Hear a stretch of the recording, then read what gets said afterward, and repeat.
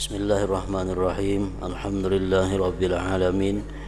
Wa bihi nasta'in ala umuri dunya waddin. Wassalatu wassalam ala asyrafil anbiya wal mursalin sayyidina maulana Muhammadin wa ala alihi wa ashabihi ajma'in. Qala al-musannif al-imam hujjatul Islam Abu Hamid Muhammad bin Muhammad al-Ghazali rahimahullah wa nafa'ana bi ulumih. Bayanu hakikatil ikhlas. I'lam anna kulla syai'in yatasawwaru ayyashubahu ghairuhu fa idza safa an saubihi wa khalasa anhu summiya khalisa wa yusammal fi'lul musaffal mukhlas ikhlasa. Qala Allah ta'ala min baini parathi wa damil labanan khalisa sa'igan lisyaribin. Fa innama khulusul laban alla yakuna bihi syaubun minad dami wal parth wa min kulli ma yumkinu ay yamtazija bih wal ikhlasu yudadduhul isyraq faman laisa mukhlisan fahuwa musyrikun illa anna syirka darajat wal ikhlasu fit tauhid yudadduhu tasyriku bil ilahiyah wa syirku minhu khafiyyun wa minhu jali wa kadal ikhlas wal ikhlasu wa didduhu yatawaradani 'alal qalbi fa mahalluhul qalbu wa inna ma yakunu dzalik bil qusudi wan niyyat wa qad zakarna haqiqatan niyyat wa annaha tarji'u ila ijabatil bawa'its ila akhirih. Makna kalam Imam Al-Ghazali rahimahullah wa nafa'ana bi ulumih, penjelasan tentang hakikat ikhlas. Penjelasan tentang hakikat ikhlas. Ketahuilah bahwa setiap sesuatu itu dapat terupa bahwa ia dicampuri oleh yang lain. Setiap sesuatu itu mungkin dicampuri atau bisa dicampuri oleh yang lainnya. Emas bisa dicampuri lawan nang kada emas. Pirak bisa dicampuri lawan nang kada pirak. Banyu yang bersih bisa dicampuri dengan yang lainnya. Pokoknya setiap sesuatu itu mungkin bisa untuk dicampuri oleh yang lain. Apabila ia bersih dari campuran lainnya dan murni daripadanya, maka itu dinamakan yang murni. Emas apabila kada dicampuri oleh sesuatu, maka itu ngarannya emas yang murni. Perak apabila kada dicampuri oleh sesuatu yang lain, maka itu ngarannya adalah perak yang murni. Dan perbuatannya yang bersih dan yang murni dinamakan ikhlas. Jadi ikhlas itu artinya ialah murni.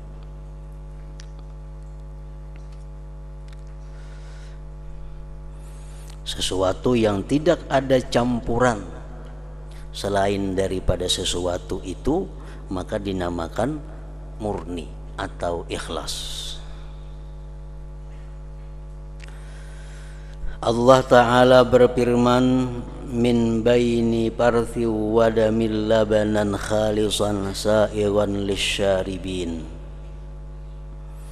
Artinya berupa susu yang murni di antara kotoran dan darah yang mudah ditelan bagi orang-orang yang meminumnya. Nah, susu itu contoh. Susu itu adalah murni daripada darah dan daripada kotoran,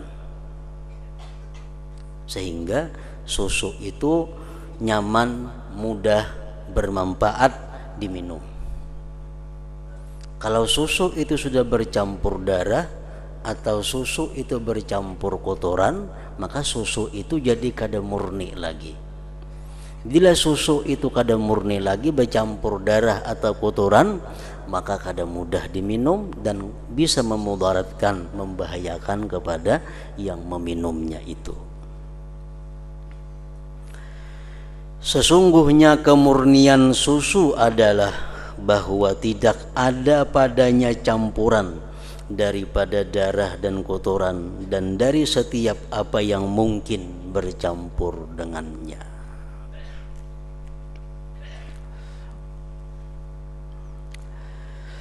Ikhlas itu berlawanan dengan isyrak, menyekutukan.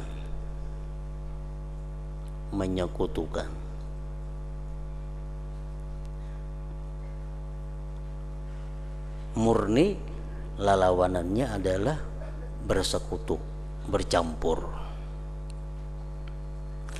Barang siapa tidak ikhlas, maka ia adalah orang yang menyekutukan. Siapa-siapa yang beribadah kada murni, kada ikhlas, berarti dia menyekutukan. Hanya saja syirik itu beberapa tingkat. Syirik beberapa macam jenisnya. Maka ikhlas dalam tauhid, ikhlas dalam hal tauhid itu berlawanan dengan tasyrik, menyekutukan dalam hal ketuhanan. Orang beriman tapi imannya kada ikhlas, nah berarti orang ini musyrik ngarannya dalam ketuhanan. Seseorang masuk Islam atau beragama Islam karena menjunjung perintah Tuhan dan bercampur lagi karena yang lainnya, nah itu ngarannya kada murni, itu menyekutukan. Bila dalam hal ketuhanan menyekutukan itu, maka itu adalah musyrik.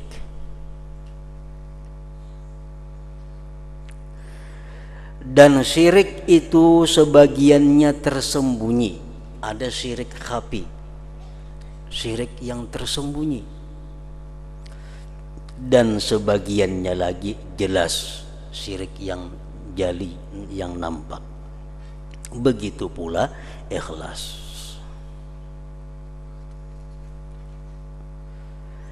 Ikhlas dan lawannya itu sering datang pergi atas hati, maka tempatnya adalah hati. Syirik dan ikhlas itu tempatnya di hati. Kadang-kadang ikhlas datang, syirik datang, pulang pergi antara dua itu. Dan sesungguhnya demikian itu pada maksud dan niat. Ikhlas, syirik itu pada niat, pada maksud. Dan telah disebutkan hakikat niat, dan bahwa niat itu kembali pada memenuhi panggilan pendorong-pendorong.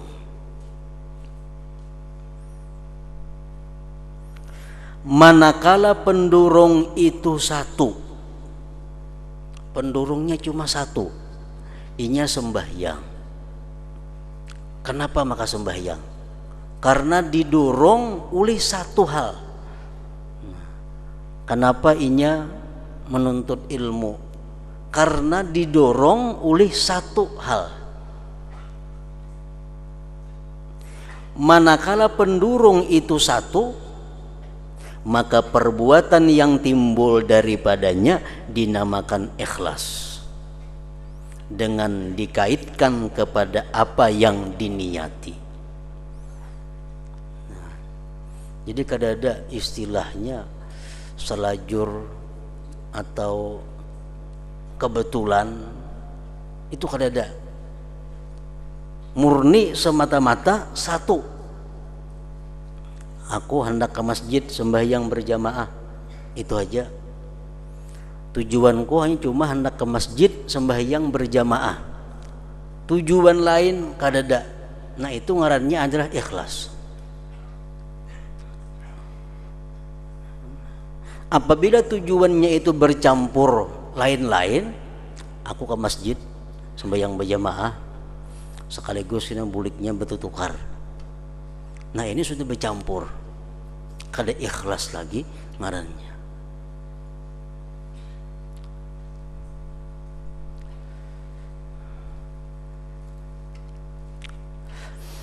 Maka barang siapa bersedekah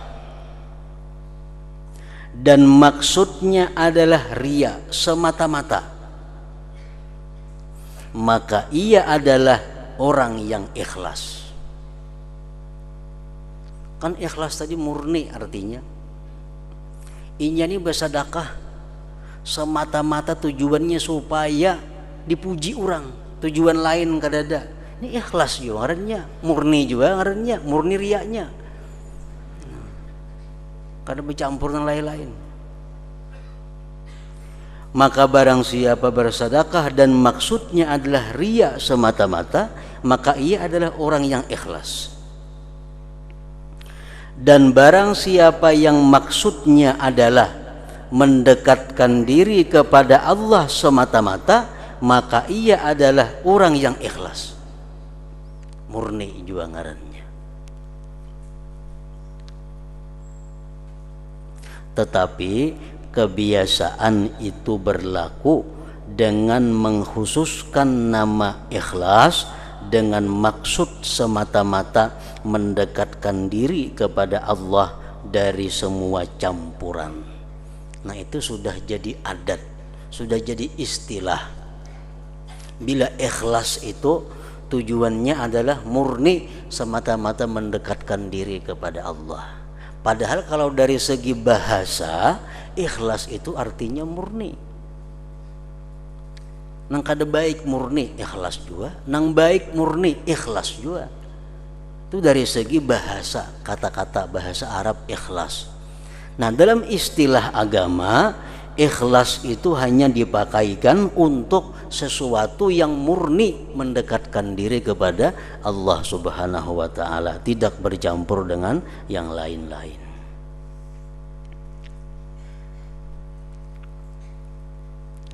Sebagaimana bandingannya tadi ilhad. Ilhad itu ingkar,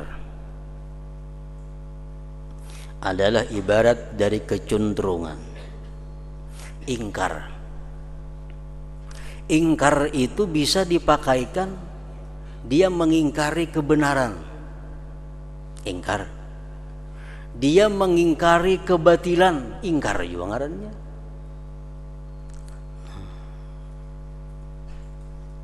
Baik yang diingkarinya itu kebenaran atau yang diingkarinya itu kebatilan, ingkar ngarannya. Tetapi itu dikhususkan oleh adat kebiasaan dengan kecenderungan dari kebenaran. Namun adat kebiasaan menggunakan kalimat ingkar itu ingkar kepada kebenaran. Nah itu adat banaja yang mengubahnya. Padahal kalau asal kata ingkar itu umum. Orang mengingkari kejahatan, ingkar juga ngarannya.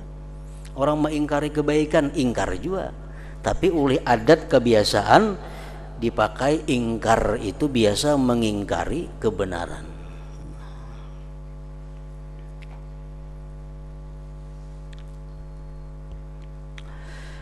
Barang siapa yang penggeraknya itu semata-mata riya,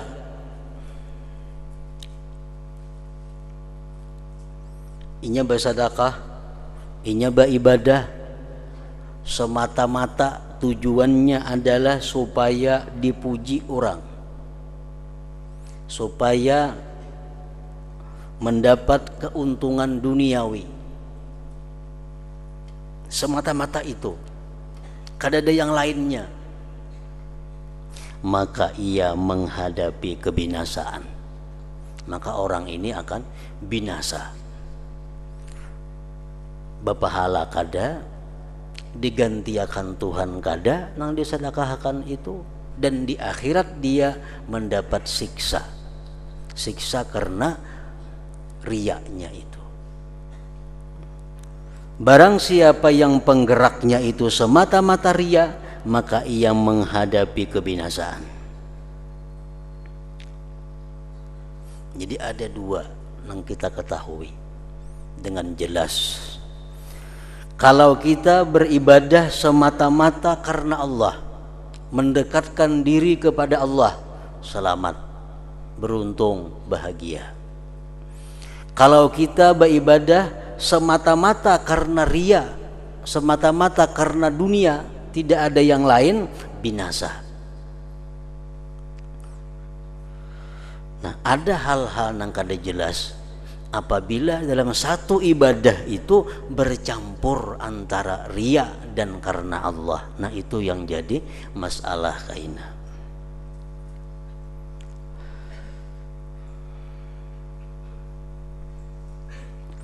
Dan kami tidak berbicara mengenai itu riya tadi, karena kami telah menyebutkan apa yang berkaitan dengannya riya pada kitabur riya dari Rubu'ul Muhlikat. Dan paling sedikit urusannya riya adalah apa yang disebutkan dalam hadis, yaitu innal mura'iya yud'a yaumal qiyamah bi arba'i asamin. Ya mura'i, ya mukhadi', ya musyriku, ya kafir.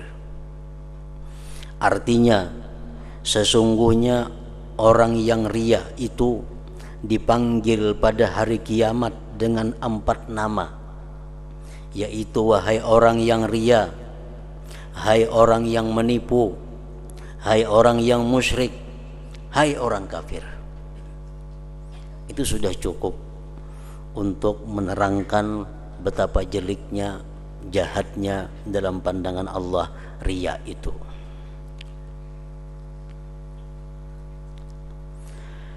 Sesungguhnya kami membicarakan sekarang tentang orang yang terbangkit, terdorong untuk tujuan mendekatkan diri, tetapi pendorong ini bercampur dengan pendorong yang lain.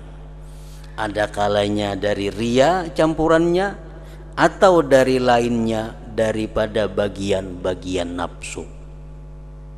Nah, ini yang dibahas dalam masalah ini,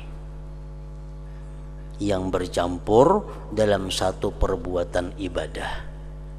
Inya bersedekah mengharapkan pahala dari Allah Subhanahu wa ta'ala ada, mengharapkan pujian orang ada.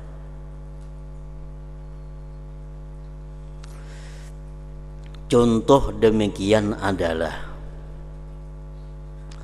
bahwa ia berpuasa agar memperoleh manfaat dengan pantangan yang hasil dengan puasa, beserta kasat mendekatkan diri kepada Allah. Nah, bercampur dua.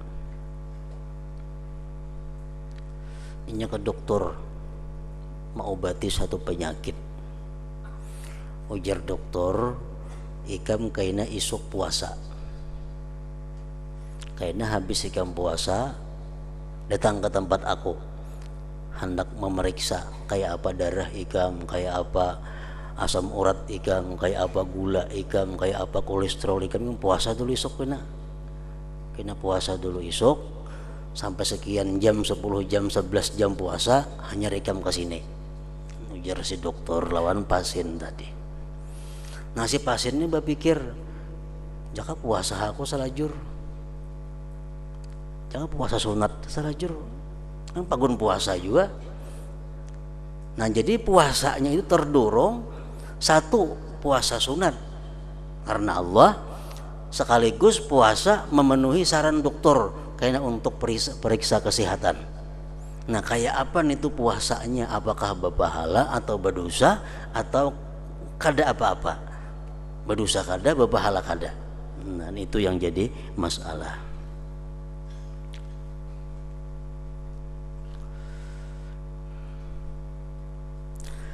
Atau contoh yang bercampur lagi, atau ia memerdekakan budak agar ia dapat terlepas dari ongkosnya dan kejelikan budi pekertinya.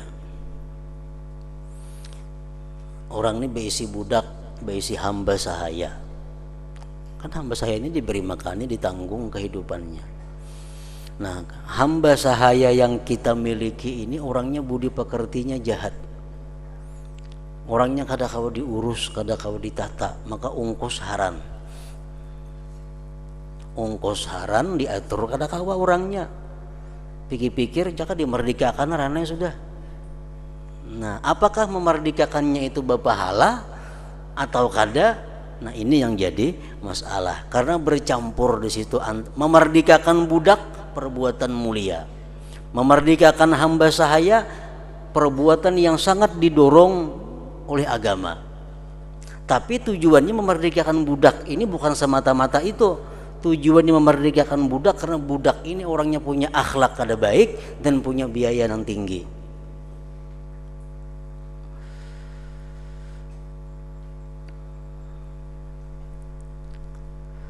Nah, apakah berpahala memerdekakan budak seperti itu?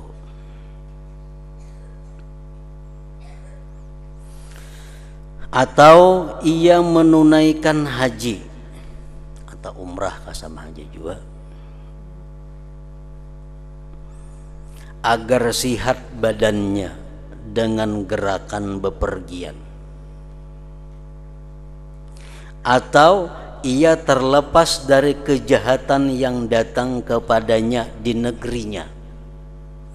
Aku di kampungnya sakada aman baganana. Banyak yang menagih hutang. Baik umrah karena sebulan 2 bulan itu bisa sembunyi dulu. Nah, umrah ini kayak apa? Berpahala kada? Umrah sesuatu yang mulia, sesuatu yang dianjurkan agama, namun tujuannya itu adalah untuk menghindari, ada yang dihindarinya, atau agar ia lari dari musuhnya di rumahnya, atau ia merasa bosan dengan istri dan anaknya. Muyak bini kada kau diurus, anak kada kau diatur, baik umrah aku rana. Nah, kayak apa umrahnya itu?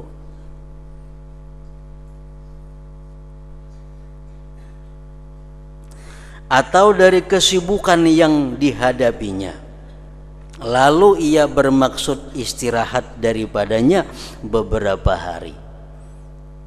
Sibuk setiap hari, pulang bulik ke toko, pulang bulik ke kantor, muyak sudah. Nah, istirahat dulu bawa umrah. Nah, istirahat dulu bawa naik haji. Nah, kayak apa naik hajinya itu? Apa kata masuk ikhlas atau kada?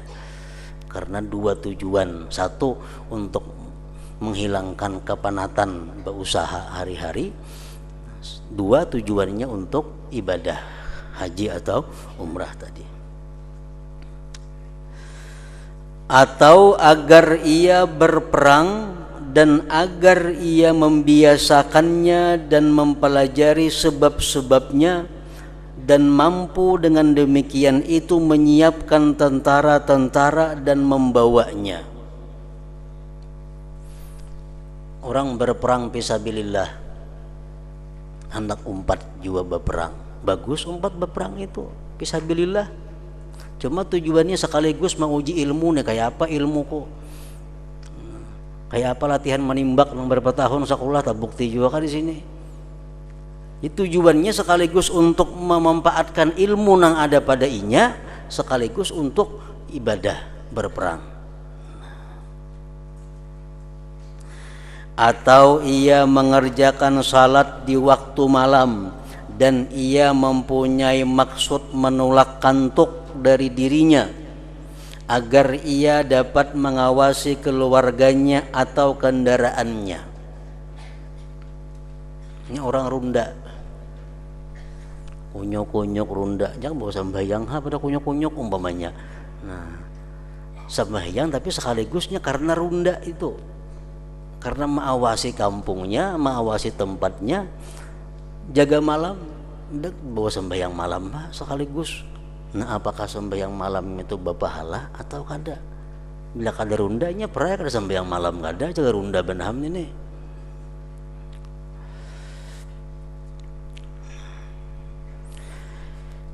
atau ia mempelajari ilmu agar mudah baginya menarik harta yang mencukupinya. Baik belajar ilmu agama, kayaknya kau mah ajar cukup segan hidup. Nah, tujuan mencari ilmu sekaligus untuk mencari harta. Atau agar ia menjadi orang yang mulia di antara keluarganya. Menuntut ilmu tujuannya itu bercampur lawan karena Allah. Atau agar tanah ladangnya atau hartanya itu terjaga dengan kemuliaan ilmu dari kerakusan orang-orang jahat. Namun aku mengaji, aku alim, orang segan mengganggu harta-hartaku. Nah, jadi mengaji karena. Atau ia menyibukkan diri dengan belajar dan memberi nasihat kepada orang agar ia terlepas dari kesusahan diam atau hilang duka citanya dengan kelezatan pembicaraan. Ini mengajar semata-mata hanya untuk mencari kesibukan. Nah, mengajar ilmu atau belajar ilmu hanya untuk mencari kesibukan. Atau ia menanggung dengan melayani para ulama dan orang-orang sufi agar kehormatannya itu sempurna di sisi mereka dan di sisi manusia. Kalau ada ulama-ulama yang datang, habaib-habaib, inya sampai menanggung biaya-biayanya. Tujuannya apa? Karena Allah dan supaya diperhitungkan orang.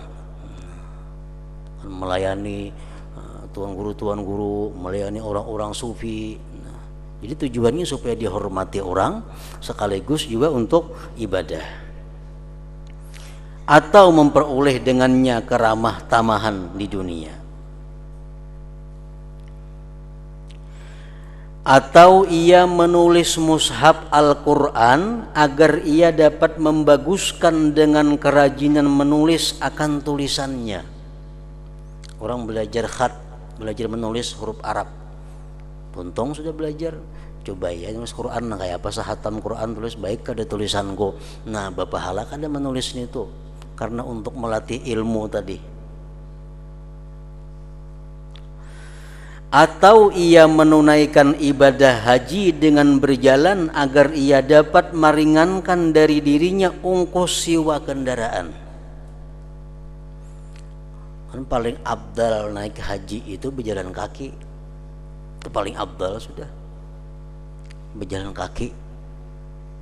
Karena berapa langkah kita menuju tempat suci, berapa langkah itu diperhitungkan sebagai ibadah. Tapi orangnya kikir, ini keluar ongkos. Mun aku bermuter berapa ongkos aku berjalan harana sekaligus memilih yang abdal. Nah, apakah bujur atau kada macam itu? Atau ia berwudu agar ia menjadi bersih dan dingin. Asa humap awak bau-bau wudu nah. Tujuan apa? Sambil berdingin-dingin. Atau ia mandi agar ia harum baunya. Mandi Jumat sunat. Karena disuruh agama mandi Jumat sekaligus supaya awakku bau harum. Nah, dua bercampur ke itu. Atau ia meriwayatkan hadis agar ia dikenal dengan ketinggian isnad sanadnya. Atau ia i'tikaf di masjid agar ringan siwa rumah. Orang-orang ziarah nang ka Jawa, urang di mana di masjid i'tikaf supaya inting ada bayar hotel tujuannya. Nah, apakah i'tikaf itu berpahala atau kada? Mairit biaya nih tujuannya. Atau ia i'tikaf di masjid agar ringan siwa rumah. Atau ia berpuasa agar ia dapat meringankan dari dirinya pulang pergi di dalam memasak makanan, atau agar ia dapat memusatkan diri dengan kesibukan-kesibukannya lalu ia tidak disibukkan oleh makan.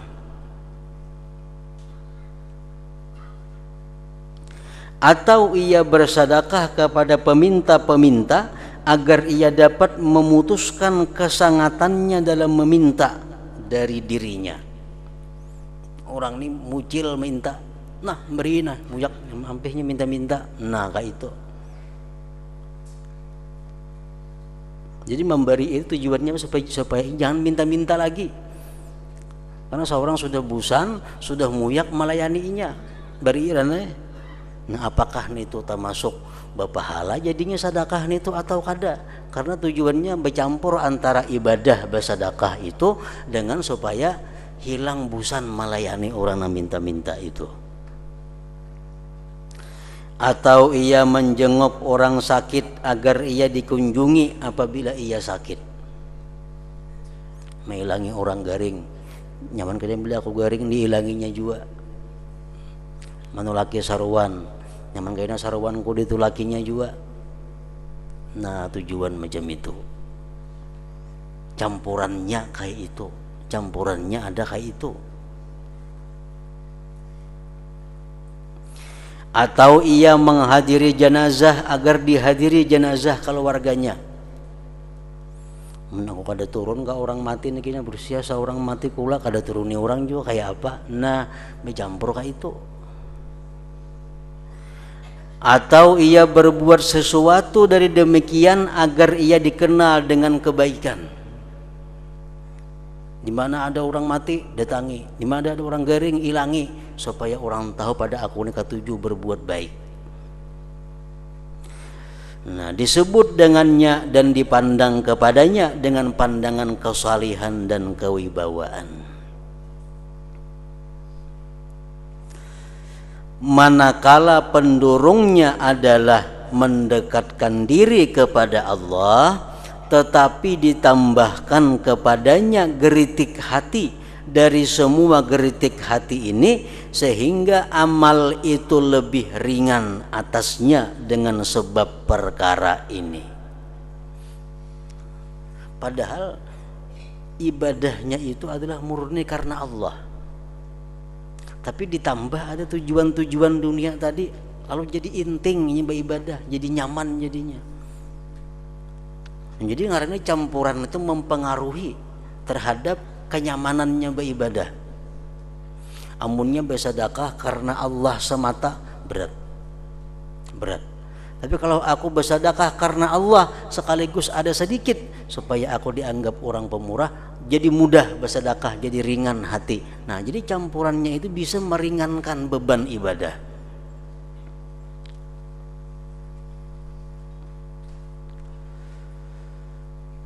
Sehingga amal itu lebih ringan atasnya dengan sebab perkara ini, maka amalnya keluar dari batas ikhlas. Keluar dari batas ikhlas. Sejauh mana campuran itu mencampuri niat kita.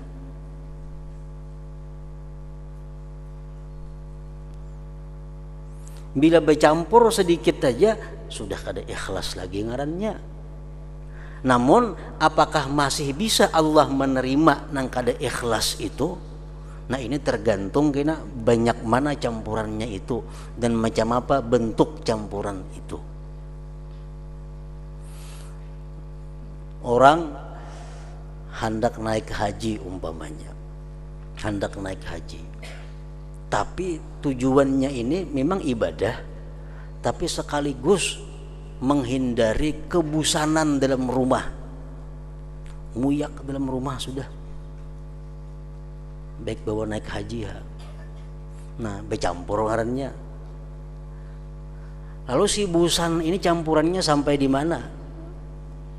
Kalau hanya sekedar untuk meringankan ibadah, itu masih bisa diharapkan, masih bisa berharap kepada Allah. Tapi kalau bosannya ini merupakan pendurung nang menggerakkan inya berangkat haji, nah itu nang berat. Inya ini tahu berarti naik haji itu baik, cuma di rumah asal rame aja lagi, kada usah naik haji. Nah, berarti karena Allah kada cukup untuk naik haji itu menggerakkan inya. Tapi karena ibadah sekaligus juga karena inya muyak di rumah, lalu berangkat. Nah, jadi pendurungnya bergampir dua sehingga terjadilah ibadah. Nah, ini nang berbahaya.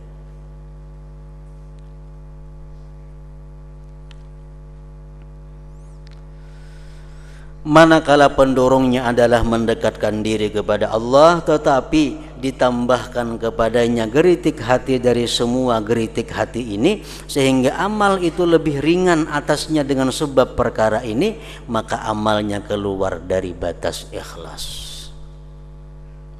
dan keluar dari bahwa amal itu murni karena zat Allah Ta'ala dan syirik berjalan kepadanya. Allah Ta'ala berfirman dalam hadis qudsi, ana agna syuraka anis syarikah. Artinya, aku adalah paling tidak perlu di antara para penyekutu dari persekutuan. Artinya Allah kadang akan menghiraukan amal-amal yang ada sekutu-sekutu itu. Allah kadang menghiraukan amal ibadah yang bercampur-campur itu. Allah hanya perlu membutuhkan kemurnian kita agar bisa ibadah itu diterima di sisinya. Nah, jadi berpikir benar, maka hendak melakukan ibadah itu apakah murni karena Allah atau kada, atau murni karena Allah cuma ada campuran dikit kah? Nah, jadi berpikir bujur. Makanya ada hadis mengatakan at-ta'anni minallah, perlahan itu daripada Allah. Termasuk gunanya perlahan itu adalah memikirkan sebelum ibadah itu apa niatnya ibadah ini, bujur-bujur apa kada. Jakanya ria ini kada berpahala, kurang lebih ini berdosa masalahnya. Ria bukan hanya kada berpahala, tapi berdosa, dipanggil Allah kena wahai penipu, wahai orang kafir, wahai orang musyrik di hari kiamat.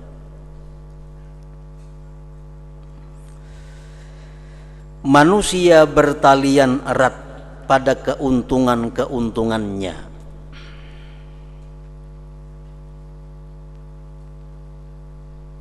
lagi tenggelam dalam nafsu syahwatnya.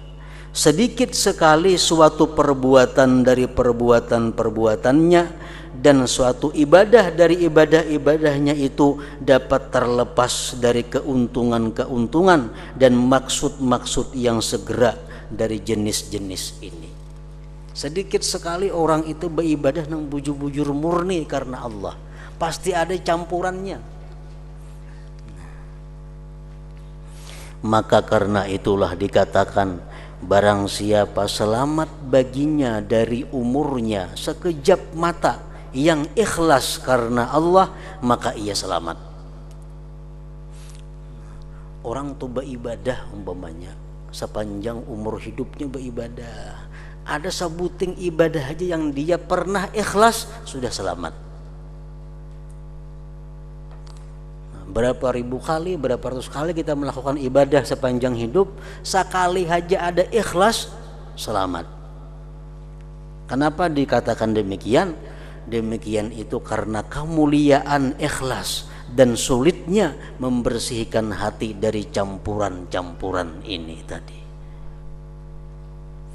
Bahkan yang ikhlas adalah yang tidak ada pendorong atasnya kecuali mencari kedekatan dengan Allah Ta'ala. Dan keuntungan-keuntungan ini, kalau ia menjadi pendorong satu-satunya, maka tidak tersembunyi kesulitan perkara itu atas orang yang melakukannya. Kalau pendorongnya murni karena Allah, jelas nyaman hukumnya. Pendorongnya semata-mata bukan karena Allah, nyaman kita menghukumkannya, riya itu. Sesungguhnya kami memperhatikan pada suatu yang apabila maksudnya yang pokok adalah mendekatkan diri kepada Allah Ta'ala dan ditambahkan kepadanya perkara-perkara ini. Nah, ini yang jadi pikiran, jadi masalah kita. Pokok kita ibadah karena Allah, pokok kita naik haji umrah karena Allah, pokok kita bersedekah karena Allah. Tapi ada campuran-campurannya di belakang itu. Kemudian campuran-campuran ini ada kalanya berada dalam tingkatan muwafaqah, mencucuki, atau pada tingkat musyarakah, bersekutu, atau pada tingkat muawanah, membantu, sebagaimana telah terdahulu keterangannya pada niat.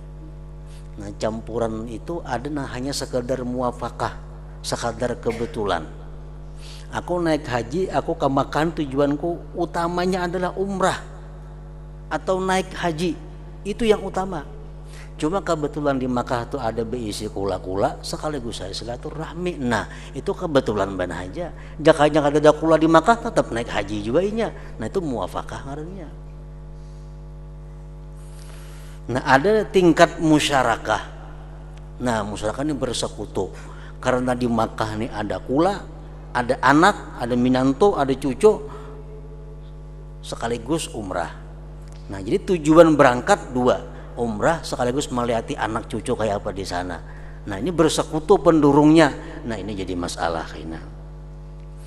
Atau pada tingkat muawanah, tingkat menolong.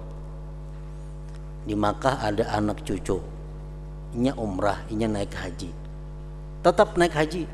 Walaupun kalau ada anak tetapnya naik haji juga, cuma berat naik hajinya. Karena ada anak jadi rajin. Nah, itu benar aja. Berat lawan ringannya itu, nah itu muawanah. Sebagaimana telah terdahulu keterangannya pada niat. Secara jumlah ada kalanya bahwa pendorong yang dinisbahkan kepada nafsu itu seperti pendorong keagamaan, atau lebih kuat atau lebih lemah daripadanya, tergantung mana kuatnya tadi kena.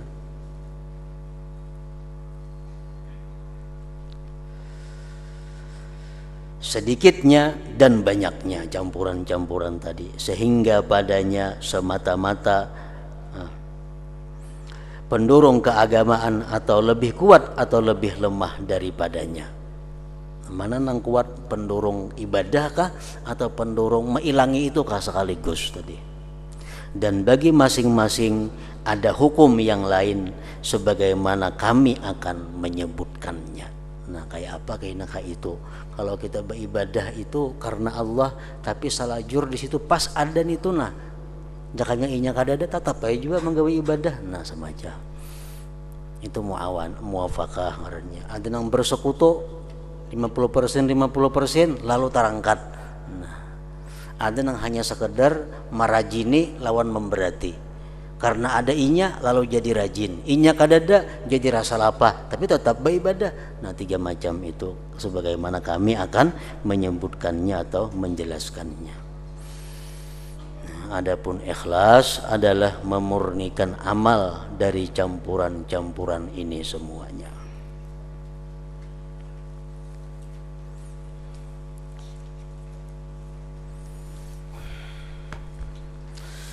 Afdhalul dzikri fa'lam annahu la ilaha illallah Muhammadur Rasulullah, la ilaha illallah Muhammadur Rasulullah, la ilaha illallah Muhammadur Rasulullah, la ilaha illallah, la ilaha illallah, la ilaha illallah, la ilaha illallah, la ilaha illallah. Allahu Allah, Allahu Allah, Allahu Allah, Allahu Allah, Allahu Allah, Allahu Allah, Allahu Allah, Allahu Allah, Allahu Allah, Allahu Allah, Allahu Allah, Allahu Allah, la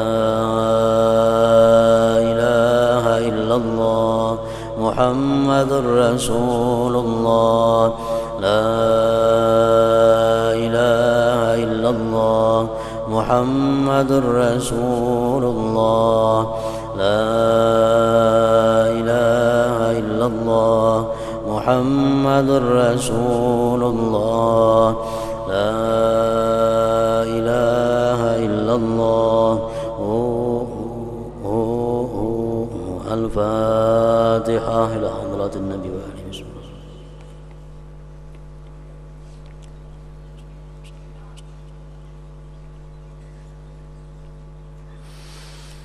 فيا أيها الراجو منه شفاعة صلوا عليه وسلموا تسليما